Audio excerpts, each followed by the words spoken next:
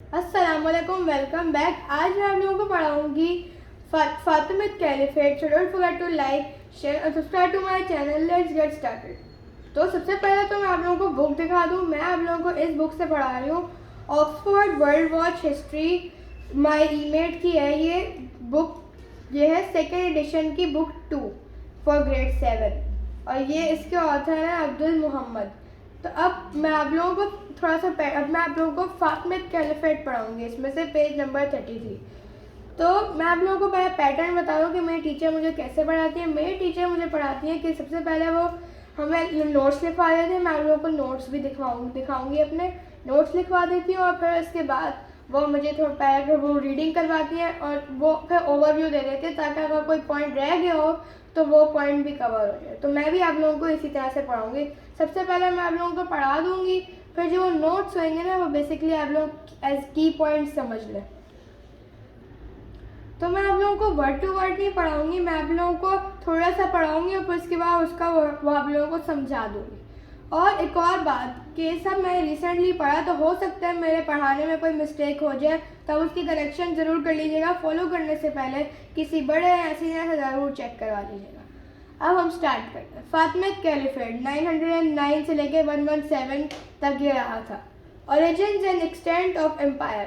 फातिमिड्स were based in Yemen. सबसे पहले तो उसका ओरिजिन बता दूं कि कास्ट क्या था।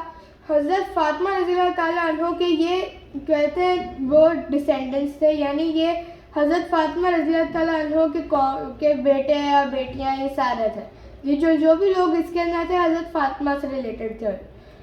फातिमिड्स वर बेस्ड इन यमन, तो ये लोग यमन चले गए थे, यमन में थे।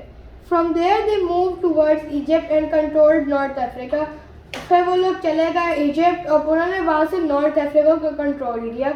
Their leader Abdullah al-Mahdi proclaimed himself as the caliph in 909 CE. अब क्या इसके अंदर जो उनके लीडर थे अब्दुल्ला अल महदी उनके लीडर थे, उन्होंने कहा कि अब मैं कैलिफ बन गया हूँ। उन्होंने अपने आप को एज अ कैलिफ अनाउंस कर दिया 909 सी में। 909 सी में ही ये शुरू हुआ था और 117 में ख़त्म हुआ था। At their peak, their center was Egypt and its provinces included North Africa, Sicily, the Red Sea coast of Africa, Syria, Palestine, Yemen and the Hejaz with the holy cities of Mecca and Medina. जब ये इनका जो peak था, यानी उनका जो कामयाबी थी, उनकी कामयाबी में क्या क्या इंक्लूडेड था। उनका सेंटर इजिप्ट था। इजिप्ट के अंदर बहुत सारी ट्रेड रूट्स थी, इसलिए वो उनका सेंटर पीक था। और उसके जो इजिप्ट के प्रोविंसेस थे वो नॉर्थ अफ्रीका, सिसिली, उस वक्त ये सारे प्रोविंसेस नाम होते थे। North Africa, Sicily, Red Sea coast of Africa, Syria, Palestine, Yemen, Hijaz, ये सारी चीज़ें थी। और होली सिटीज़ भी थी उनके पास, मक्का की और मदीना की, ये सब उनके अंडर रूल थी। Society in the Fatimid caliphate. Society consisted of the imams who were not just spiritual leaders but were also considered the heads of the caliphate. तो बेसिकली क्या होता था, जो उनके लीडर्स होते थे उनको हम कहते थे इमाम्स। जिससे मैं आप लोगों को सेल्जुक एम्पायर में पढ़ाया था। सेल्जुक एम्पायर के लोगों को हम बेग बोलते हैं, बेग, BEG, बेग। अगर आप लोग सेल्जुक एम्पायर की वीडियो नहीं देखी तो आप जल्दी से वो वीडियो मेरे प्रीवियस वीडियोज़ में सर्च करेंगे तो आपको वो मिल जाएगी, तो आप वो भी जल्दी से देख लें। Society in the Fatimid Caliphate. Society consisted of the imams who were not just spiritual leaders but were also considered the heads of the caliphate. तो इसके अंदर इमाम्स थे, जो उनके किंग्स वगैरह होते थे उनको हम इमाम बोलते थे फातिमिद में। Additionally, there was an extensive group of missionaries who actively worked to promote their beliefs and expand their influence throughout the empire. तो जो मिशनरीज होते हैं ये इनको एक मिशन दिया जाता है इमाम की तरफ से, और वो मिशन उन्होंने कंप्लीट करना है। और उनको क्या मिशन दिया जाता है कि उन्होंने जो बिलीफ है, इस्लाम है, उन्होंने प्रमोट करना है, यानी और लोगों को बताना है, उनको कहना है कि आप भी ज्वाइन करें इस्लाम को। तो फिर वो लोग कहते काम करते थे कि इस्लाम फैलाने का काम करते थे। और जो इस्लाम था वो पूरा जो एम्पायर था ना, उस पूरे एम्पायर में जो भी लोग थे सारे मुस्लिम थे। Achievements of the Fatimid caliphate. In 969 CE, the Fatimids successfully conquered Egypt and set up a new capital city, Al-Qahira. Present day Cairo on the banks of the river Nile. 969 सी में फातिमिड्स ने जो है ना कॉन्कर कर लिया था Egypt को। सबसे पहले वो लोग यमन में थे, पर जब उन्होंने इजिप्ट को कॉन्कर किया फिर वो इजिप्ट में मूव हुए। फिर ये जो सारे पॉइंट मैंने आप लोगों को इसमें बताया था ये सब हुआ, और फिर उन्होंने एक न्यू कैपिटल सिटी बनाई अल काहिरा। जो प्रेजेंट डे कायरो है ना इजिप्ट में, वो अल काहिरा था पहले, और वो फातिमिड्स की कैपिटल सिटी थी। 1 year later in 970 CE, the renowned Al-Azhar University was established in Cairo, becoming the first university in the Islamic world to offer education in areas such as Islamic law, Arabic grammar and rhetoric. तो ये क्या था, इसके फिर एक साल बाद 970 CE के अंदर उन्होंने अल-अज़हर यूनिवर्सिटी बनाई थी कायरो के अंदर, अल काहिरा में यानी। और फिर ये सबसे पहली इस्लामिक यूनिवर्सिटी थी in the world, Islamic world में। तो ये और ये क्या कहती, ये जो है ना एजुकेशन देती थी इस्लामिक लॉ में, अरबिक ग्रामर में और ये रिटोरिक में भी। रिटोरिक क्या है, द आर्ट ऑफ स्पीकिंग और writing any type of language. कोई भी लैंग्वेज का सीखना या बोलना या लिखना, ये आर्ट है rhetoric. Along with this ground breaking achievement, ground breaking means उसने बहुत सारे चेंजेस किए थे, इस पूरी वर्ल्ड में बहुत सारे चेंजेस किए थे। ग्राउंड ब्रेकिंग ये होता है। The Fatimids were also responsible for establishing numerous colleges and libraries, contributing to the flourishing of knowledge and learning during their rule. ये वो लोग कह रहे हैं कि अब इसके अलावा उन्होंने और क्या किया था, फातिमिड्स ने बहुत सारे कॉलेजेस बनाए थे और लाइब्रेरीज बनाए थे, और उन्होंने उनके जो ज़माने में जो नॉलेज और लर्निंग थी वो बहुत ज़्यादा जो है ना प्रमोट हुई थी।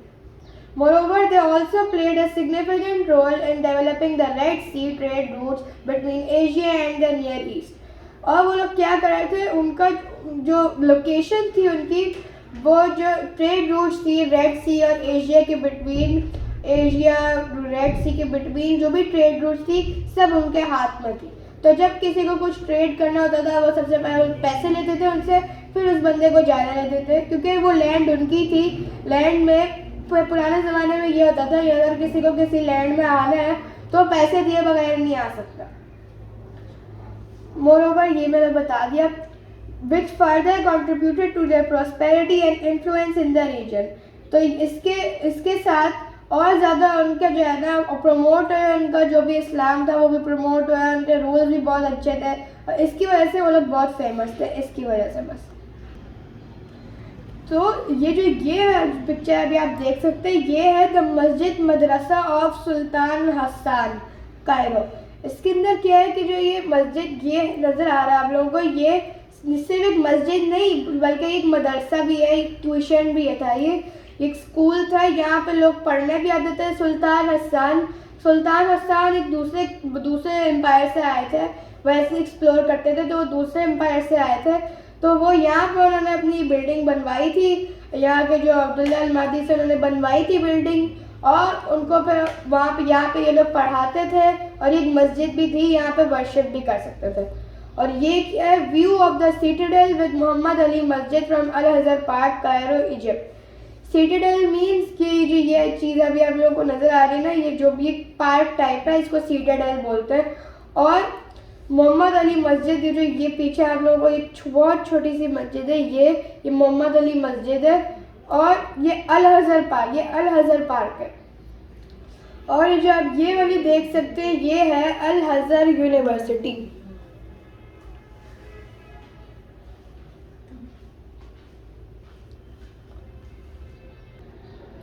अब ये नेक्स्ट पेज है, पेज नंबर 34, डिक्लाइन। ये लोग कैसे खत्म हुए इनके caliph. The Fatimid Caliphate lacked concrete legal guidelines including regarding governance, society and relations with other states, which led to conflicts that weakened the empire. जो फातिमिद कैलिफेट थे उन्होंने इतनी सारी चीज़ों में तरक्की की, बस 3-4 चीज़ों की वजह से उनका पूरा खत्म, उनकी सारी मेहनत ख़राब हो गई। क्या थी, जो गाइडलाइंस थी, यानी बेसिक्स उनको नहीं पता था गवर्निंग करने के लिए, यानी उनके गवर्नमेंट्स को जो है ना बेसिक चीज़ें नहीं पता थी कि कैसे हम गवर्न कर सकते हैं अपने एम्पायर को। सोसाइटी को कैसे प्लान करना है ये भी उनको नहीं पता था। वो बस एजुकेशन पे फोकस कर रहे थे, लेकिन कोई अपनी एजुकेशन लगा नहीं रहा था किसी चीज़ पर। And relation with other states, और जो उनकी रिलेशनशिप थी दूसरे एम्पायर से, उनके पास कोई रिलेशनशिप नहीं थी, इसलिए इसकी वजह से बहुत सारे कॉन्फ्लिक्ट्स हुए, यानी बहुत सारे फाइट्स हुए, जिसकी वजह से इनका एम्पायर कमज़ोर हो गया। By exercising personal forms of authority rather than the established Islamic laws, the caliphs fueled the growing discontent in the region. अब क्या था उन्होंने क्या किया था, उन्होंने एक्सरसाइज किया था पर्सनल, वो अपने बारे में सिर्फ करते थे। सिर्फ एक दो लोग थे जो दूसरों के बारे में भी सोचते थे, वो सिर्फ अपने बारे में सोचते थे कि नहीं हम जो है ना अपनी अथॉरिटी के हिसाब से ये सब करेंगे, वो दूसरों के बारे में नहीं सोचते थे। कुछ सोचते थे और ज़्यादा से ज़्यादा लोग नहीं सोचते थे, तो इसकी वजह से, और वो लोग इस्लामिक लॉज को फॉलो भी नहीं करते थे। तो इस जो कैलिफ्स थे उन्होंने क्या किया, वो और ज़्यादा एम्पायर को बड़ा करते गए और वो कंट्रोल नहीं कर पाए। तो इसकी वजह से by the 11th and 12th centuries it was evident that the caliphate was weakening. तो 11th और 12th centuries में हमें पता चला कि कैलिफेट हमारा जो ये फातिमिद कैलिफेट है ये हमारा वीक हो गया, ये ज़्यादा देर नहीं रह पाएगा। In 1099 the key city of Jerusalem fell to the Crusaders. अब क्या था, जो उन्होंने जेरूसलम को भी कॉन्कर किया था, उनकी की सिटी थी जेरूसलम, वहाँ पर बहुत सारे ट्रेड रूट्स थे, इस तरह की सारी चीज़ें थी उनकी, तो क्रूसेडर्स के पास चले गए। क्रूसेडर्स कौन थे, क्रिश्चियंस थे बेसिकली, उन्होंने जेरूसलम ले लिया। वो जेरूसलम क्रूसेडर्स के लिए भी होली है और हमारे इस्लाम के लिए भी होली है, क्योंकि हज़रत मोहम्मद सल्लल्लाहु अलैहि वसल्लम वहाँ पे मस्जिद अक्सा, तो वहाँ पे वो गए थे, इसलिए हमारे लिए होली है। क्रूसेडर्स के लिए यानी क्रिश्चियंस के लिए इसलिए होली है कि उनका कोई जीसस क्राइस्ट से कोई ताल्लुक है, मुझे नहीं पता हो। Sultan Salahuddin finally abolished the Fatimid caliphate in 1171 and became its ruler.